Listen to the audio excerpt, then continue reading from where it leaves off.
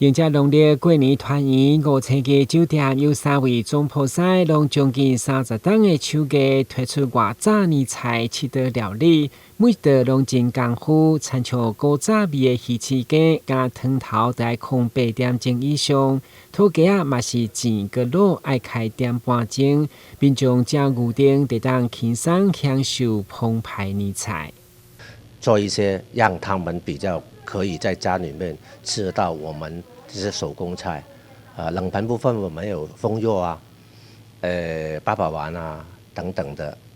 菜色，然后再来我们鱼翅羹也是在家里面也是很难去料理的一个菜，那我们要熬高汤，熬了8个小时的高汤。为提供应景的年菜，虽然实在人力等成本拢起，不过饭店今年有望维持6人份8888块无起价，限量350桌，嘛是佛心来的。老板蛮佛心的，